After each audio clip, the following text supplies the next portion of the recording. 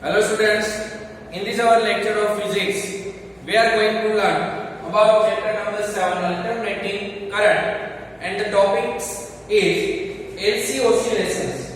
So we will discuss about LC oscillations. What is LC oscillations? That we will learn here. So the topic is LC oscillations.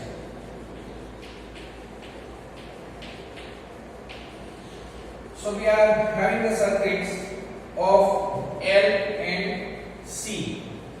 So this is our circuit which contains capacitor and inductor. So here this is our inductor. So the LC oscillations, first of all the plate is one is positive and second one is negative. Here this is plus and this is our negative portion, and the direction of current is given over here. The current is denoted by I. Here this is our capacitance C and this is the inductor A. So the figure is given here that the capacitor and inductor which is connected in the circuit contains only capacitor and inductor. It does not contain the resistor. So this is called the LC circuits. Now we will discuss that what is LC oscillations. So oscillations we will discuss here. That here we are having the potential of the point B with respect to point A, which is lower. Here suppose we are having the point A and this is our point B. So the point A which is at higher potential with respect to point B, so VA is greater than VB. It is seen from the figure. Now we know that applying the Kirchhoff's loop rule, we can write here apply Kirchhoff's loop rule in the circuit. So we get here the voltage which is equal to Q by C minus here the voltage that is equal to L di by dt. Initially the capacitor is fully charged and the inductor is fully discharged. So the capacitor has the maximum power and the inductor has the minimum power, that means the zero power. So the capacitor is having the maximum power. Now the capacitor will start discharging here and the energy will be transferred to the inductor from the capacitor. In the capacitor the energy is stored in the form of electrical energy, and in the inductor the energy is stored in the form of a magnetic energy. So the energy stored in the capacitor, it is denoted by Q square upon 2C, and the energy stored in the inductor, that is denoted by 1/2 Ni square. So these are the energies which stored in the capacitor and inductor respectively. Now we know that I is equal to minus dq by dt, because here the current which is produced by the capacitor is gets on this decreasing. The current is decreasing because the capacitor gets discharged here. So the current will be decreasing gradually. So here I is given minus dq by dt. So we can write this equation in this way: Q by C minus L d by dt, and the I is equal to minus dq by dt, that is equal to 0 over here. So we can write that Q by C minus minus plus d2q by dt, that is equal to 0. So this is the formula which is given into your textbook: d2q upon dt2 plus q by c, that is equal to 0. So this is the formula. Now we are having This equation has the form. This equation has the form of harmonic or simple harmonic oscillator, which is equal to d2x upon dt2 plus omega 0 square x. Omega 0 square x is equal to 0. So if you compare this equation with d2q upon dt2 plus q by c equal to 0, then we get the value of omega 0 square, that is equal to c. So here if we divide this whole equation by, here we have to divide the equation by L. So we are having the value, this is our L dq by dt.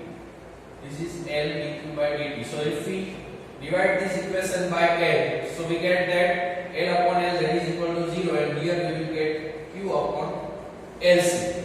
Because dividing this equation by L, so we get this equation d2q by dt2 plus Q by LC, that is equal to 0, and we get here Q is equal to X, so we get omega 0 square, that is equal to 1 upon LC.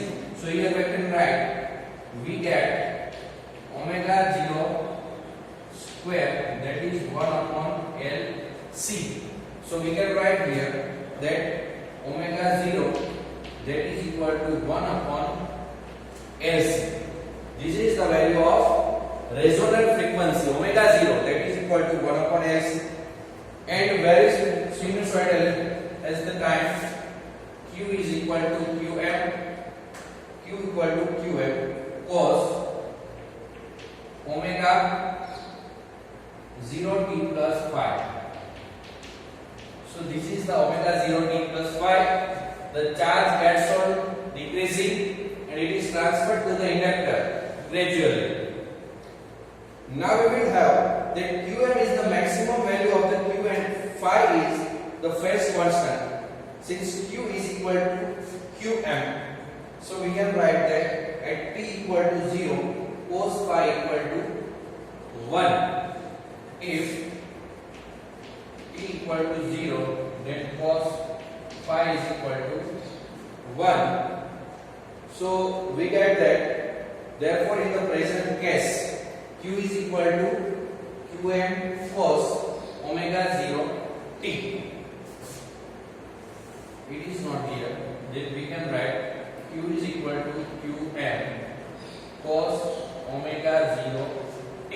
If the value of phi is 0, then we can get this formula, Q equal to Qm cos omega 0 t. Now we have that I equal to minus dq by dt. So we can write here I is equal to minus dq by dt. So we can write that dq by dt, that is equal to minus I. So we are having, or we can write also here that I is equal to minus d by dt, and here the value of Q will be Qm cos omega 0 t. Now we will derive this, that Qm, and the derivative of cos omega 0 t, that is minus sin omega 0 t, and the derivative of omega 0 t, that is omega 0. So we have found that I is equal to Qm omega 0. Qm and omega 0 will be here, minus and minus will be plus, and here sin omega 0 t. This is our derivative of dq by dt over here. So we can write that I is equal to, here I is equal to Im sin omega 0 t. Here we have taken that where I am Q Qm omega 0 is replaced by Im. So we can write Im is equal to Qm omega 0. This is the value. We can write this formula I equal to Im sin omega 0 t. Now the energy which is stored in the capacitor, energy stored in a capacitor,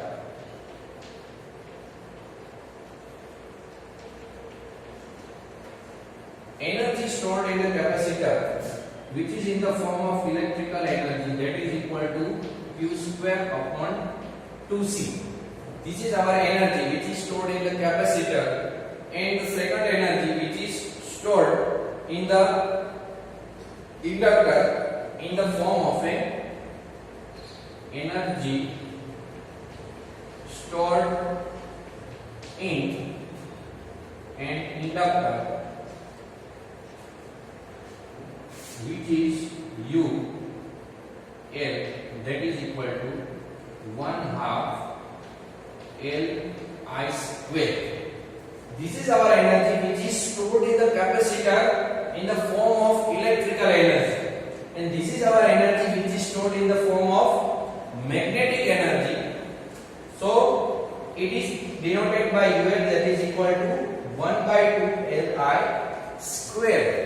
So here that is the charge from the capacitor going on the inductor. So the energy of capacitor will be goes on decreasing, and the energy of inductor will be goes on increasing, because the charge is transferring from capacitor to the inductor.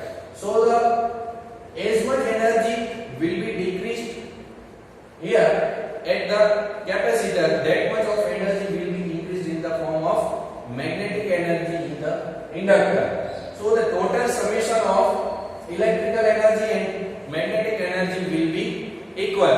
So the maximum energy of capacitor will be equal to the maximum or minimum energy of the inductor over here.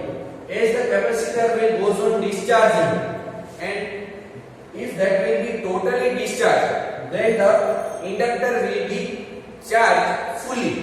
So when the capacitor will be having the maximum electric energy, at that time the inductor will be having minimum magnetic energy. So this is the type of oscillation that the electrons or charge will goes on from capacitor to inductor and inductor to capacitor. So this is the type of oscillations. That's why it is called LC oscillation.